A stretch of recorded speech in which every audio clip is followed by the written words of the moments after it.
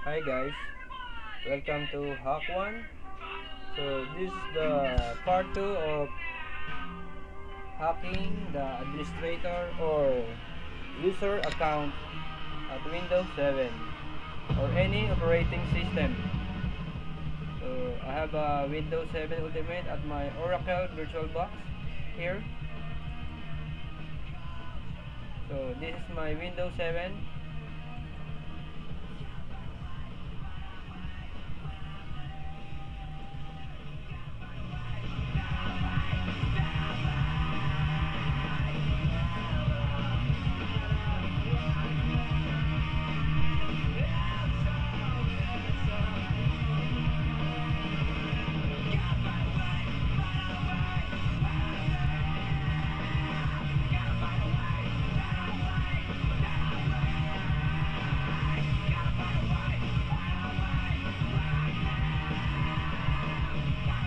So ayan, loading na po ang ating Windows 7 Ultimate.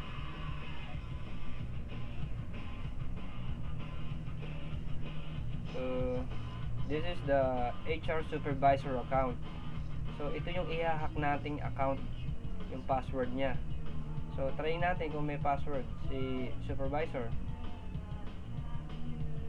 So meron siya, 'di ba? The username or password is incorrect. So mag-input tayo ng password. Baka sakali mapasok natin. Oops. Very secured yung password niya, ha?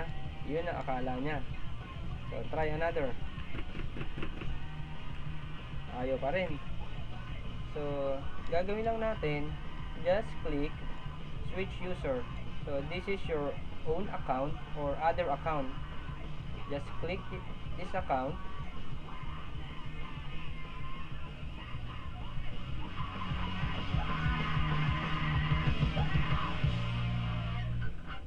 So ito na, very simple.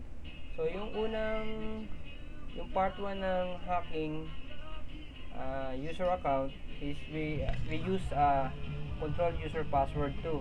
So now pakita ko sa inyo yung ibang tricks kung paano natin ma-hack yung account. So okay, just click your my computer, right click, then click manage here.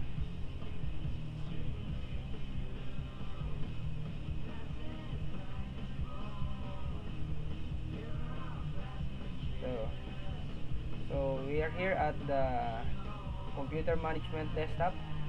Just choose local users and groups. Just click and click user.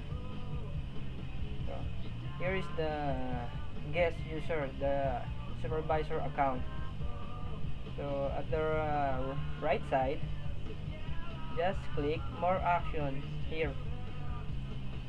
Then click set password. So set password for guest user. So resetting this password might cause irreversible loss of information for this user account. So click lang natin yung proceed. So ito, pwede nyo siyang i-leave blank. So it means na bypass na natin yung password ni supervisor. So kung gusto niyo siyang i-hack na hindi na niya ma-open yung kanya account, pwede kayo maglagay ng sarili nyong password. Okay? So, wag muna tayo maglagay. Just click OK. The password has been set. Okay. Then, close. So, try natin kung na-bypass na natin yung password ni supervisor. Just click your start program. Then, click switch user. So, here.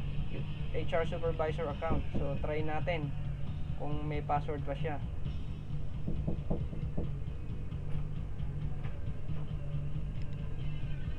So ayan, so it means successful yung pag-hack natin sa account ni HR supervisor. So kasi preparing your desktop, it means nakapasok na tayo sa desktop niya, sa account niya. So here. Okay? Thank you for watching. Bye.